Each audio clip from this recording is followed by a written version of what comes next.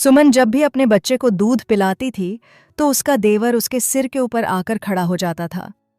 लेकिन सुमन कभी कुछ कह नहीं पाती थी क्योंकि उसके पति की मृत्यु हो चुकी थी और अब घर का सारा जिम्मा उसके देवर पर ही था। सुमन का देवर दिखने में बहुत हैंडसम था, लेकिन सुमन ने कभी भी मर्यादा की सीमाएं लांघने की कोशिश नहीं की। वह हमेशा रिश्तों की गरिमा को ध्यान में रखते हुए खुद को पीछे ही रखती थी। एक रात जब दोनों ही घर पर अकेले थे और सुमन अपने बच्चे को दूध पिला रही थी, तभी उसका देवर कमरे में आ गया। उसने बच्चे को सुमन से लेकर गोद में ले लिया। सुमन देखने में बेहद सुंदर थी। उसकी खूबसूरती को देखकर उसके मम्मी पापा हमेशा चिंतित रहते थे कि कहीं उसकी सुंदरता पर कोई गलत नज़र न डाल दे। इसीलिए सुमन के मम्मी पापा ने सरसा सा आद की उम्र से ही उसके लिए रिश्ते देखने शुरू कर दिए थे। मगर सुमन इतनी जल्दी शादी नहीं करना चाहती थी क्योंकि वह पहले से ही किसी को दिल दे बैठी थी। सुमन तरुण से प्रेम करती थी और उसी से शादी करना चाहती थी, लेकिन उसके मम्मी पापा को यह रिश्ता मंजूर नहीं था क्योंकि तरुण साधारण कद काठी का था और सुमन बेहद खूबसूरत। सुमन के माता पिता उसके लिए हट्टा कट्टा, अमीर और शानदार लड़का ढूंढ रहे थे, मगर तरुण उन्हें कमजोर और साधारण दिखता था, जबकि ऐसा नहीं था। बस वे अपनी जिद थोपना चाहते थे। सुमन के पापा बहुत सख्त स्वभाव के थे। उन्होंने साफ कह दिया था कि अगर सुमन ने तरुण से शादी की तो मायके के दरवाजे हमेशा के लिए उसके लिए बंद हो जाएंगे। वहीं दूसरी ओर तरुण के घरवाले इस शादी से खुश थे। तरुण की मां मानती थी कि प्यार करना कोई गुनाह नहीं। तरुण के परिवार में सिर्फ उसकी मां, छोटा भाई और वही रहता था। सुमन चाहती थी कि उसकी शादी दोनों परिवारों की रजामंदी से हो, लेकिन ऐसा संभव नहीं हो पाया। अंततः सुमन को अपने परिवार के खिलाफ जाकर तरुण से शादी करनी पड़ी। शादी के बाद जब सुमन अपने ससुराल पहुंची तो उसकी सास ने प्यार से समझाया, बिल्कुल भी परेशान मत होना, सब धीरे धीरे ठीक हो जाएगा। मगर सुमन जानती थी कि उसके पिता इतनी आसानी से मानने वाले नहीं हैं। उसकी एक छोटी बहन भी थी जिसकी शादी भी उसके पिता जल्द कर देना चाहते थे। मगर सुमन के इस कदम के कारण अब उसकी बहन के रिश्ते में भी अड़चनें आ सकती थीं। सुमन ने सोचा था कि तरुण से शादी के बाद सब अच्छा होगा, मगर किस्मत को कुछ और ही मंजूर था। शादी का दिन पूरे घर में धूमधाम से मनाया गया। घर फूलों और रोशनी से जगमगा रहा था। सुमन की सास बहुत खुश थीं और उन्होंने पूरी रस्म रिवाज से शादी करवाई थी, मगर सुमन के दिल में हल्की सी घबराहट बनी हुई थी। हर लड़की की तरह उसके मन में भी सवाल उठ रहे थे कि उसके ससुराल वाले कैसे होंगे। फिर भी वह मन को समझा रही थी कि जो भी होगा अच्छा ही होगा। तरुण का परिवार मिडिल क्लास था, लेकिन बहुत ही प्यार करने वाला। ससुराल पहुंचने पर सास और देवर ने सुमन का भव्य स्वागत किया। शादी का सपना तो पूरा हो गया था, मगर अब सुहागरात की घड़ी आ चुकी थी। सुमन के दिल में भी अनगिनत अरमान पल रहे थे। जब वह अपने कमरे में जाने लगी तो सास ने उसे एक दूध का गिलास देते हुए कहा, बिटिया, यह शुभ होता है। जब तरुण कमरे में आए तो तुम दोनों इसे साथ में पी लेना। सुमन मुस्कुराकर सिर हिला दी और कमरे में चली गई। कमरे में चारों ओर फूलों की सजावट थी। सुमन ने दूध का गिलास टेबल पर रखा और घूंघट निकालकर बिस्तर पर बैठ गई। भले ही तरुण से उसकी लव मैरिज थी, मगर आज उसे भी घबराहट हो रही थी। शादी से पहले दोनों ने घंटों बातें की थीं, लेकिन आज शब्द जैसे गुम हो चुके थे। तभी दरवाज़ा खुला और तरुण कमरे में आया। उसे देखकर सुमन की धड़कनें तेज हो गईं और माथे पर पसीना छलक आया। तरुण धीरे से सुमन के पास आकर बैठ गया। उसने सुमन के हाथों को अपने हाथों में थामते हुए कहा, क्या हुआ सुमन, तुम आज कुछ ज्यादा ही घबराई हुई लग रही हो। फिर बड़े ही स्नेह से उसने कहा, सुमन, आज मैं तुमसे एक वादा करता हूं। मैं हर पल तुम्हारे साथ रहूंगा, तुम्हें हर हाल में खुश रखने की पूरी कोशिश करूंगा। तुम्हारी आंखों में कभी आंसू नहीं आने दूंगा।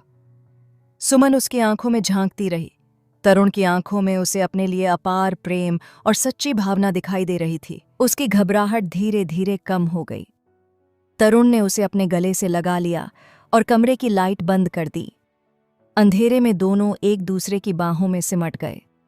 उस रात दोनों के बीच जो प्यार भरी बातें हुईं, उसे शब्दों में पिरोना मुश्किल था। पूरी रात वे एक दूसरे के प्रेम में डूबे रहे। सुबह दरवाजे पर खटखटाने की आवाज से सुमन की नींद टूटी। बाहर उसकी सास खड़ी थीं। सास ने कहा, सुमन बेटा, सुबह हो गई है, जल्दी तैयार हो जाओ। आज तुम्हारी मुंह दिखाई की रस्म है, मेहमान आने वाले होंगे, और हाँ, तरुण को भी उठा देना। सास के जाने के बाद सुमन ने दरवाजा बंद किया और तरुण को उठाने लगी। तरुण ने आंखें बंद किए हुए ही कहा, थोड़ी देर और सोने दो ना सुमन, तुम भी आकर लेट जाओ। कहते हुए उसने सुमन को फिर से अपनी बाहों में भर लिया। सुमन ने हल्की हंसी के साथ कहा, अरे नहीं मां जी, अभी अभी आई थीं, हमें जल्दी तैयार होना है। मगर तरुण की शरारतें खत्म नहीं हो रही थीं। उसने एक बार फिर सुमन को अपने पास खींच लिया और दोनों कुछ देर और प्यार भरे पल जीने लगे। कुछ समय बाद सुमन ने खुद को संभाला, नहाकर सुंदर सी साड़ी पहनी और तैयार हो गई। तरुण भी तैयार होकर हॉल में आ गया। नीचे मेहमान इंतजार कर रहे थे। दोनों ने पहले साथ में नाश्ता किया, फिर मुंह दिखाई की रस्म शुरू हुई। हर महिला सुमन की खूबसूरती की तारीफ कर रही थी, लेकिन तभी सुमन ने महसूस किया कि उसका देवर उसे कुछ अजीब नज़रों से देख रहा है। उसने मन ही मन इसे नज़रअंदाज किया। सोचा, शायद पहली बार देख रहा है, इसलिए यूं देख रहा होगा। दिन भर की रस्मों और प्यार भरे पलों के बाद रात को सुमन बहुत खुश थी। उसका हर सपना जैसे सच हो गया था, मगर दिल के किसी कोने में उसे अनजाना डर भी सता रहा था, कहीं उसकी खुशियों को किसी की नज़र न लग जाए। 6 महीने बाद तरुण काम के सिलसिले में दूसरे शहर गया था, लेकिन रास्ते में उसका भयानक एक्सीडेंट हो गया। हादसे में उसकी मौके पर ही मौत हो गई। यह खबर सुनकर सुमन की दुनिया उजड़ गई। जिस इंसान ने उसे 7 जन्मों तक साथ निभाने का वादा किया था, वह इतनी जल्दी उसे छोड़कर चला गया। शाम को जब तरुण का शव घर आया तो सुमन खुद को संभाल नहीं पाई। उसकी सास भी बेटे का शव देखकर फूट फूट कर रोने लगी। सुमन के मम्मी पापा भी सब कुछ भुलाकर अंतिम संस्कार में पहुंचे। सुमन अपने मम्मी पापा से लिपट कर रोते हुए कहने लगी, आपके आशीर्वाद के बिना मेरी शादी पूरी नहीं हो पाई पापा, शायद इसीलिए। माँ ने सुमन के सिर पर हाथ फेरते हुए कहा, नहीं बेटा, माँ बाप चाहे जितने भी नाराज हों, लेकिन अपने बच्चों को कभी बद्दुआ नहीं देते। ये सब तो भगवान की मर्जी है, जिसे कोई नहीं बदल सकता। फिर इसी तरह 1 हफ्ता गुजर गया और सुमन के मम्मी पापा एक बार फिर से सुमन से मिलने उसके घर आ गए। तब सुमन अपने मम्मी पापा से मिलने के लिए अपने कमरे से बाहर निकलकर उनकी ओर जा रही थी कि तभी अचानक उसे चक्कर आ गया और वह बेहोश हो गई।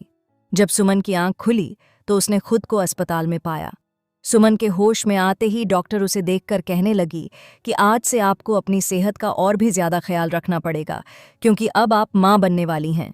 यह खबर सुनकर सुमन को तो यह भी समझ में नहीं आ रहा था कि वह खुश हो या दुखी। पहले तो वह खुश हुई, लेकिन फिर यह सोचकर उसे दुख भी हुआ कि उसके होने वाले बच्चे के सिर पर उसके पिता का साया ही नहीं है। इस खबर से सुमन के मम्मी पापा भी उदास दिख रहे थे, लेकिन सुमन की सास यह खबर सुनकर बहुत खुश नजर आ रही थी। सुमन की सास उसे कहने लगीं, यह बच्चा मेरे बेटे की आखिरी निशानी है, तो तुम अपना और अपने आने वाले बच्चे का अच्छे से ख्याल रखो। फिर जब सुमन को हॉस्पिटल से घर लाया गया तो उसकी सास ने उसकी नज़र उतारकर फिर से एक बार उसका बहुत अच्छे से स्वागत किया। इतने दिनों के बाद सास के चेहरे पर मुस्कुराहट देखकर सुमन भी अंदर से बहुत खुश हुई थी। लेकिन ये पल भर की खुशियां गम में बदल गईं जब सुमन के मम्मी पापा उसे अपने साथ घर ले जाने के लिए आए थे। सुमन के मम्मी पापा कहने लगे, तुम्हारी उम्र अभी बहुत छोटी है और तुम्हारे आगे पहाड़ जैसी जिंदगी अभी बाकी पड़ी है, जिसे अकेले गुजारना बहुत मुश्किल है। तुम ये बच्चा गिरवा दो, हम तुम्हारी फिर से एक अच्छे घर में शादी करवा देंगे। बच्चा गिरवा देने की बात सुनकर सुमन की सास का चेहरा उतर गया और वह कहने लगीं, यह बच्चा मेरे बेटे की आखिरी निशानी है। सुमन बेटा, इसे मत गिराना। अपनी सास का अपने बेटे के लिए प्यार देखकर सुमन के दिल में भी अपने बच्चे के लिए ममता जाग उठी और उसने अपने मम्मी पापा से कहा कि वह इस घर को छोड़कर कभी नहीं जाएगी। भले ही तरुण अब उसकी जिंदगी में नहीं रहा, लेकिन वह अपनी पूरी जिंदगी अपने आने वाले बच्चे के सहारे गुजार लेगी। सुमन की यह बात सुनकर सुमन के पापा उस पर गुस्सा होने लगे और कहने लगे, तू अभी छोटी है, तुझे अभी दुनिया की समझ नहीं है। एक अकेली औरत के लिए इतने छोटे से बच्चे को पालना बहुत मुश्किल होता है, और इस बच्चे का खर्चा, उसका पढ़ना लिखना, ये सब तुम अकेली कैसे कर पाओगी। यह सुनते ही सुमन की सास ने कहा, शंभू जी, आप उसकी चिंता बिल्कुल मत करिए। एक बार ये बच्चा इस दुनिया में आ जाए, फिर मैं सुमन की शादी अपने छोटे बेटे करण से करवा दूंगी। जब सुमन की सास ने यह बात उसके पापा से कही तो सुमन बड़ी हैरत से अपनी सास की तरफ देख रही थी। उसने तो कभी सोचा भी नहीं था कि उसकी जिंदगी उसे इस मोड़ पर ले आएगी, लेकिन वह बेचारी बेसहारा थी। अब उसके पास और कोई रास्ता भी तो नहीं था। जब सुमन की सास ने अपने छोटे बेटे से सुमन की शादी की बात कही तो सुमन के मम्मी पापा ये बात सुनकर संतुष्ट हो गए और कहने लगे, ठीक है, अगर सुमन की शादी आपके छोटे बेटे करण से हो जाती है तो हमें कोई दिक्कत नहीं है। इतना कहकर सुमन के मम्मी पापा ने सुमन को अपने सीने से लगाया और उसे आशीर्वाद देकर अपने घर वापस चले गए। सुमन भी चुपचाप अपने कमरे में चली गई और कमरे में जाकर अपने पति तरुण को याद करने लगी कि अगर आज वह जिंदा होता तो अपने बच्चे की खबर सुनकर कितना खुश होता। लेकिन किस्मत में ऐसा कुछ भी लिखा था, यह तो उसने कभी सोचा भी नहीं था। लेकिन अब सुमन को अपने बच्चे की खातिर जीना ही पड़ेगा। यही सोचकर अगले दिन से सुमन ने अपने आप पर ज्यादा ध्यान देना शुरू कर दिया। सुमन अच्छा पौष्टिक खाना खाती और एक्सरसाइज भी करती थी। तरुण की मौत के बाद घर का सारा खर्चा अब सुमन का देवर ही चला रहा था। सुमन का देवर एक बहुत बड़ी मल्टीनेशनल कंपनी में काम करता था और उसकी सैलरी भी काफ़ी अच्छी थी। सुमन की उससे ज़्यादा बातचीत नहीं होती थी क्योंकि वह हमेशा अपने काम में बिजी रहता था। अपने देवर को देखकर सुमन के मन में कई बार यह ख्याल भी आता कि क्या उसका देवर उससे शादी करेगा भी या नहीं। लेकिन फिलहाल तो सुमन के मन में भी उसके लिए कोई जज्बात नहीं थे। वह तो बस ये शादी अपने बच्चे के लिए कर रही थी। प्रेगनेंसी के दौरान सुमन की सास दिन रात उसकी सेवा में लगी रहती और सुमन से कोई काम भी नहीं करवाती थीं। इसी तरह 9 महीने गुजर गए और फिर सुमन की डिलीवरी का दिन भी आ गया। सुमन ने एक बहुत ही प्यारे से बेटे को जन्म दिया। उस बच्चे को देखकर सुमन की सास तो इतनी खुश हो गईं कि उन्होंने आसपास में दिल खोलकर मिठाइयाँ बांटीं। जब सुमन को हॉस्पिटल से घर लाया गया तो उसकी सास ने उसके स्वागत में कोई कमी नहीं छोड़ी। उन्होंने एक बार फिर से सुमन का और उसके बेटे का बहुत अच्छे से स्वागत किया।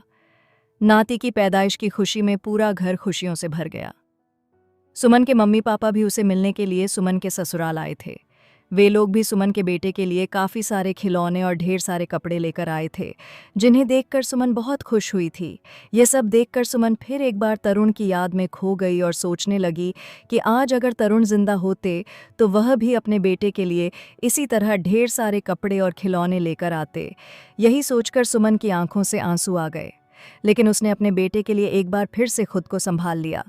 सुमन के मम्मी पापा ने सुमन की सास से कहा कि अब सुमन की डिलीवरी हो चुकी है, तो अब जैसे आपने कहा था, अब आपको अपने छोटे बेटे आरव की शादी मेरी बेटी से करवा देनी चाहिए। यह सुनते ही सुमन की सास ने कहा, आप बिल्कुल भी चिंता न करें, मुझे अपना वादा याद है, मैं जल्द ही इन दोनों की शादी करवा दूंगी। दिन यूं ही गुजरते गए और अब सुमन को भी चिंता सताने लगी। कहीं आरव इस शादी से इनकार न कर दे, क्योंकि सुमन ने आज तक कभी भी उसके मुंह से शादी की बात नहीं सुनी थी। अगर आरव शादी से पीछे हट गया तो वह कहाँ जाएगी और कौन उसे और उसके बच्चे को अपनाएगा। यही चिंता अब दिन रात सुमन को सताने लगी थी। फिर एक रात जब सुमन पानी पीने के लिए उठी तो उसने देखा कि सास के कमरे से किसी के बोलने की आवाज़ें आ रही थीं। जब वह कमरे के नज़दीक पहुंची और उसने दरवाजे पर कान लगाकर सुना तो उसकी सास आरव को सुमन से शादी करने के लिए कह रही थी, लेकिन आरव शादी के लिए इनकार कर रहा था। आरव अपनी माँ से कह रहा था कि वह तो सुमन को भाभी मानता है, तो फिर वह सुमन से शादी कैसे कर सकता है। लेकिन सुमन की सास अपने बेटे आरव को सुमन से शादी करने के लिए मजबूर कर रही थीं।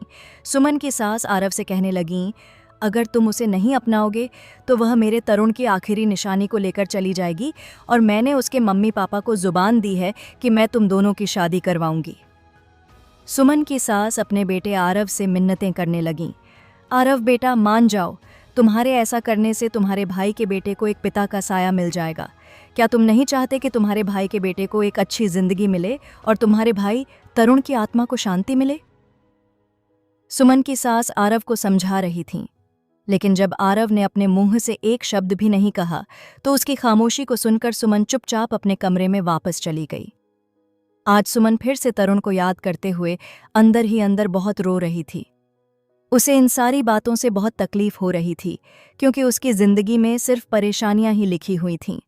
सुमन ने अपनी जिंदगी को लेकर क्या क्या ख्वाब देखे थे, लेकिन वह सारे ख्वाब तो पूरे होने से पहले ही टूट चुके थे। अब वह अपने बेटे को लेकर कहाँ जाएगी? अब कौन उसे और उसके बेटे को अपनाएगा? यही सोचते हुए और रात भर रोते रोते कब उसे नींद आ गई, पता ही नहीं चला। फिर जब सुबह सुमन की आंख खुली और वह उठकर कमरे से बाहर आई तो देखा कि पूरे घर को फूलों से सजाया गया था। जब सुमन ने अपनी सास से इसकी वजह पूछी तो उसकी सास कहने लगी, आज तुम्हारी और आरव की शादी है। यह सुनकर तो सुमन बिल्कुल ही चौंक गई और सोच में पड़ गई। तो फिर रात को जो उसने सुना था वह क्या था? और आरव इतनी जल्दी शादी के लिए मान कैसे गया? लेकिन इस बारे में सुमन अपनी सास से कोई सवाल नहीं कर पाई। सुमन की सास ने सुमन के हाथों में शादी का जोड़ा दिया और कहा, यह शादी का जोड़ा लो और जाकर तैयार हो जाओ। शादी का जोड़ा देखकर सुमन फिर से तरुण की याद में खो गई कि काश तरुण आज हमारे बीच जिंदा होता। लेकिन अब किस्मत का लिखा भी कौन टाल सकता है। सुमन आज दूसरी बार शादी का जोड़ा पहन रही थी, लेकिन आज यह जोड़ा पहनकर उसे अपनी किस्मत पर बहुत ज्यादा गुस्सा आ रहा था। सुमन जब तैयार होकर कमरे से बाहर निकली तो उसकी सास ने उसे मंडप में बिठा दिया। सुमन की नज़र जब मंडप में बैठे हुए आरव पर पड़ी तो उसके चेहरे पर बिल्कुल भी मुस्कुराहट नहीं थी और वह चुपचाप सिर झुकाए बैठा हुआ था। ऐसा लग रहा था कि वह यह शादी मजबूरी में कर रहा था। लेकिन फिर मजबूरी से सुमन को याद आया कि मैं भी तो यह शादी मजबूरी में ही कर रही हूँ। बड़ी ही सादगी के साथ सुमन की और आरव की शादी हो गई और फिर उन दोनों ने सभी बड़ों के पैर छूकर उनका आशीर्वाद लिया। सास ने जब सुमन को आरव के कमरे में भेजा तो उसे बहुत घबराहट हो रही थी कि पता नहीं आज आरव का बर्ताव उसकी तरफ कैसा होगा। आज की रात सुमन के लिए उसकी जिंदगी की सबसे अजीब रात होने वाली थी। यह सोचकर उसे बहुत चिंता भी हो रही थी। सुमन चुपचाप जाकर बिस्तर पर बैठ गई और इंतजार करते करते रात के बज गए, लेकिन आरव अभी तक कमरे में नहीं आया था। फिर जब आधे घंटे बाद आरव कमरे में दाखिल हुआ तो सुमन को जागता हुआ देखकर भी उसने सुमन से कोई बात नहीं की। सुमन भी उससे कुछ न बोली क्योंकि उसे भी बहुत उलझन हो रही थी, क्योंकि आज उनके बीच का रिश्ता बदल गया था। पहले जब वह दोनों देवर भाभी थे तब भी उनके बीच ज्यादा बातचीत नहीं हुई थी। आज तो वह दोनों पति पत्नी थे, लेकिन फिर भी उन दोनों में पति पत्नी वाले जज्बात बिल्कुल भी नहीं थे। आरव ने चुपचाप से जाकर बिस्तर से अपना तकिया उठाया और जाकर बालकनी में लेट गया। आरव के इस तरह के व्यवहार से सुमन को बहुत ही अजीब सा महसूस हो रहा था। फिर भी उसने आरव से कुछ भी नहीं कहा और चुपचाप बिस्तर पर लेट गई। सुबह जब सुमन की आंख खुली तो आरव सुमन से पहले ही कमरे से जा चुका था। सुमन जानती थी कि इस रिश्ते को अपनाना आरव के लिए बहुत मुश्किल होगा, लेकिन साथ साथ वह यह भी मानती थी कि इस तरीके से बात न करने से तो कोई हल नहीं निकलने वाला था। सुबह उठते ही सुमन की सास ने सुमन का बेटा उसके हाथों में दिया और कहा, रात भर तो मुन्ना आराम से सोया था, लेकिन सुबह उठते ही यह रोने लगा है। सुमन ने अपनी सास से कहा कि शायद इसे भूख लगी होगी और फिर सुमन ने तुरंत ही अपने बेटे को सीने से लगाया और दूध पिलाने लगी। सुमन जब अपने बेटे को दूध पिला रही थी तब आरव कमरे में दाखिल हुआ तो उसने अपने बेटे को अपने से दूर कर लिया। शायद सुमन को शर्म आ रही होगी, क्योंकि इससे पहले सुमन कभी भी ऐसी हालत में आरव के सामने नहीं थी। आरव ने भी सुमन को देखकर अपनी गर्दन नीचे झुका ली। शायद वह भी अनजाने में इस वक्त वहां आ गया था। आरव और सुमन का रिश्ता कब ठीक होगा और उन दोनों का रिश्ता आगे बढ़ेगा भी या नहीं, यह तो वह दोनों भी नहीं जानते थे। कुछ दिन ऐसे ही गुजर गए। अब आरव सुमन के बेटे को खूब प्यार करने लगा था। उसके लिए नए नए खिलौने लेकर आता और उसे बिल्कुल पिता जैसा प्यार भी दे रहा था। लेकिन सुमन और आरव के बीच अभी तक कोई भी रिश्ता नहीं जुड़ा था। एक रात सुमन की तबीयत ठीक नहीं थी और उसे बहुत तेज बुखार हो गया था। तभी उसका बेटा भूख की वजह से खूब जोर जोर से रोने लगा तो वह उसे अपना दूध पिलाने लगी। तब आरव सुमन के सिर पर आकर खड़ा हो गया, जिसे देखकर सुमन को शर्म सी महसूस हुई। लेकिन जब आरव वहां से वापस नहीं गया तो सुमन को आरव की नजरें कुछ ठीक नहीं लगीं। सुमन ने गुस्से से आरव की तरफ देखा और इससे पहले कि वह कुछ बोलती, आरव ने सुमन से उसका बेटा अलग कर दिया और फिर जो कहा वह सुनकर तो सुमन चौंक गई थी। आरव ने सुमन से कहा, आप मुझे गलत समझ रही हैं। मैं तो बस इतना ही कहने आया था कि आपको बहुत तेज़ बुखार है, तो आप अपनी बीमार हालत में मुन्ना को अपना दूध न पिलाएं, नहीं तो मुन्ना पर भी इसका असर पड़ेगा। इतना कहकर वह सुमन के बेटे को बाहर ले गया और खुद ही पाउडर वाला दूध बनाकर उसे पिलाने लगा। यह सुनकर सुमन को अपनी गलती का एहसास हुआ और उसे समझ आ गया कि आरव सही कह रहा था। सुमन भी तुरंत ही उठकर बाहर गई तो उसने देखा कि आरव खुद उसके बेटे को पाउडर वाला दूध पिला रहा था। जब सुमन आरव से माफी मांगने के लिए आगे बढ़ी तो आरव गुस्से से उठकर वहां से जा चुका था। सुमन और आरव के बीच की दूरियां अब खत्म होने का नाम ही नहीं ले रही थीं। लेकिन आरव की आज की इस हरकत से सुमन को इतना तो पता चल चुका था कि आरव उसके बेटे से बहुत ज्यादा प्यार करता है। आरव और सुमन की शादी को पूरा 1 महीना गुजर चुका था, लेकिन वह दोनों अभी भी एक कमरे में रहकर भी अलग अलग ही सोते थे। आरव सोफे पर सोता था और सुमन अपने बेटे के साथ बिस्तर पर सोती थी।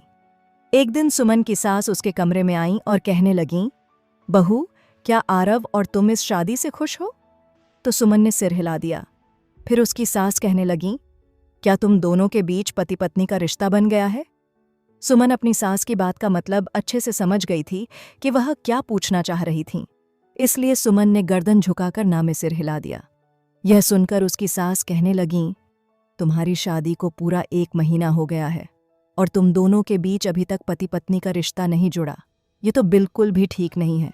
मुझे तो लगा था कि शायद आरव शादी के बाद खुद ब खुद तुझे समझेगा, क्योंकि अब तुम दोनों पति पत्नी हो तो कभी ना कभी तो तुम्हें इस रिश्ते की शुरुआत करनी ही होगी और अपनी जिंदगी को आगे बढ़ाना होगा। यह सुनकर सुमन को भी ऐसा लगा कि उसकी सास जो कह रही हैं वह ठीक ही कह रही हैं। इसीलिए आज रात को सुमन कमरे में बैठकर आरव का बेसब्री से इंतजार कर रही थी। जब आरव कमरे में आया तो सुमन को अपना इंतजार करते देखकर चौंक गया। सुमन ने आरव से कहा, मुझे तुमसे कुछ जरूरी बात करनी है। यह सुनकर आरव ने कहा, बोलो, मैं तुम्हारी बात सुन रहा हूं। सुमन ने धीमी मगर कांपती आवाज में कहा, कब तक यूं ही चलता रहेगा आरव? कब तक हम एक दूसरे से दूर भागते रहेंगे?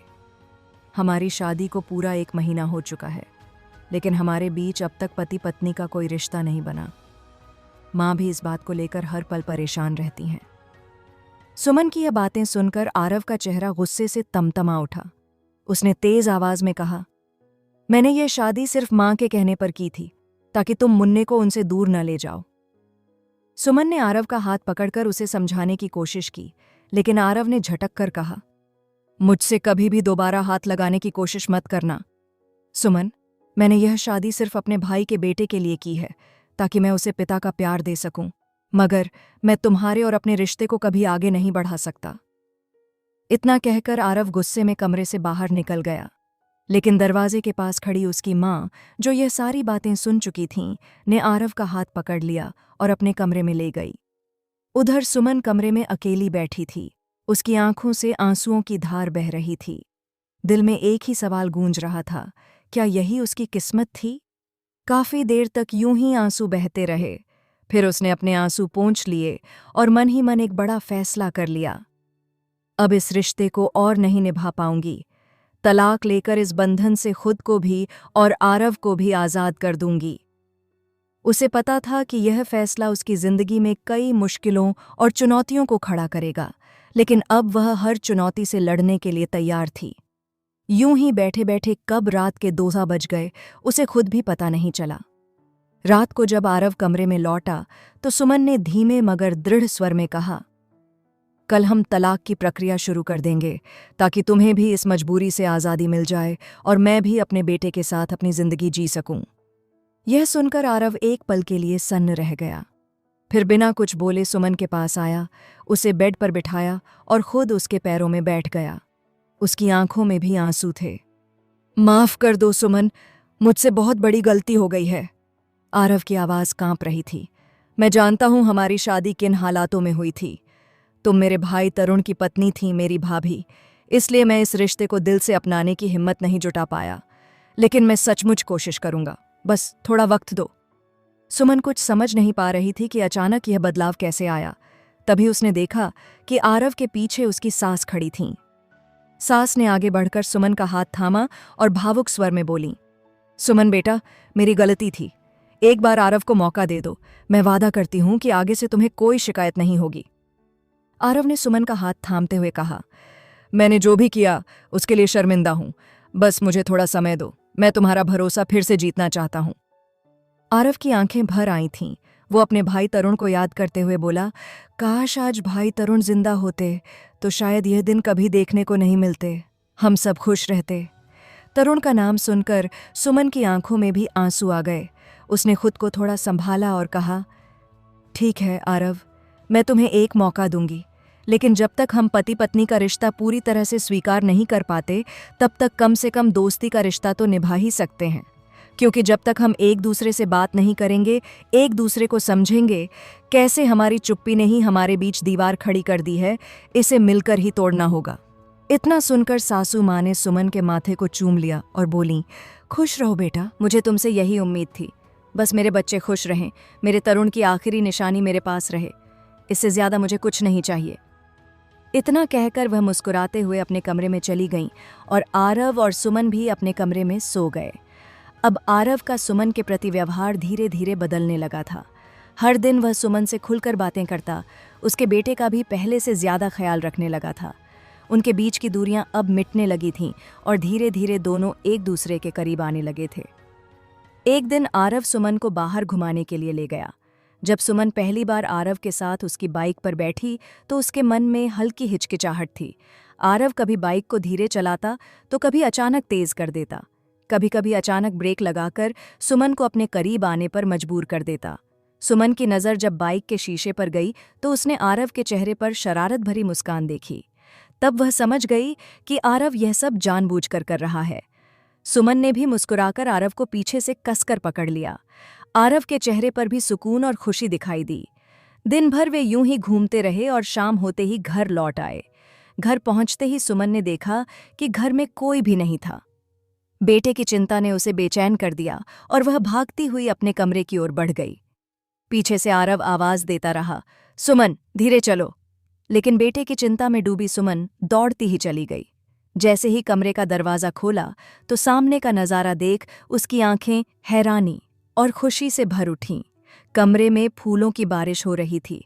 हर जगह फूलों और दियों से सजावट थी। जहां कदम रखती वहां सिर्फ फूल ही फूल थे। कमरा सुहागरात की रात जैसा सजाया गया था। तभी आरव भी पीछे से आ गया और मुस्कुराकर बोला, तुम तो ऐसे दौड़ी जैसे कोई अनमोल चीज़ खो गई हो। मैं तो सोच रहा था कि जब तुम्हें यह सरप्राइज़ दिखाऊंगा तो तुम्हारे चेहरे पर जो खुशी आएगी वो देखूंगा, लेकिन तुम तो अकेली ही दौड़ आईं। सुमन की आंखों में मुस्कान तैर गई। आरव भी हंस पड़ा, फिर दोनों हाथों में हाथ डाले कमरे के अंदर आ गए। आज की रात खास थी क्योंकि आज फिर से दो दिल एक होने वाले थे। कमरे में बैठते ही आरव ने सुमन से कहा, आज मैं तुम्हें जानबूझकर बाहर घुमाने ले गया ताकि इस सरप्राइज़ की तैयारी कर सकूं। यह सुनकर सुमन की आंखों में खुशी चमक उठी। उसने पूछा, माँ और मुन्ना कहाँ हैं? आरव ने मुस्कुराकर कहा, उन दोनों को मैंने मौसी के घर भेजा है, वे सुबह तक वापस आ जाएंगे। अब आरव धीरे धीरे सुमन के करीब आ रहा था, लेकिन सुमन उसे हल्का धक्का देकर दूर भाग गई क्योंकि उसकी आंखों के इशारे आरव के इरादों को समझा रहे थे। उनकी शादी को 2 महीने बीत चुके थे और आज उनके रिश्ते की असली शुरुआत होने वाली थी। आरव ने जेब से एक अंगूठी निकाली और सुमन की उंगली में पहनाते हुए बोला, सुमन, देर से ही सही, लेकिन अब मैं इस रिश्ते को दिल से निभाऊंगा, आखिरी सांस तक। सुमन ने तुरंत उसके होठों पर हाथ रख दिया। आज के बाद कभी भी मरने की बात मत करना। उसकी आंखें भीग गईं। आरव समझ गया कि तरुण को खोने के बाद अब सुमन किसी और अपने को खोना नहीं चाहती। आरव ने उसके आंसू पोंछते हुए कहा, गलती हो गई बाबा, अब ऐसा कुछ नहीं कहूंगा जिससे तुम्हारी आंखों में आंसू आएं। बीता वक्त भुलाना तो मुश्किल है, लेकिन एक वादा करता हूं, अब तुम्हारी आंखों में सिर्फ खुशियां होंगी। सुमन की धड़कनें तेज होने लगीं। आरव ने उसे अपनी बाहों में भर लिया और कमरे की लाइट बंद कर दी। बड़ी मुश्किलों के बाद आज उनके जीवन की नई शुरुआत हो गई थी। दूरियां प्यार में बदल चुकी थीं और अब वे दोनों इतने करीब आ गए थे कि एक दूसरे के दिल की धड़कनें भी साफ साफ सुनाई देने लगी थीं।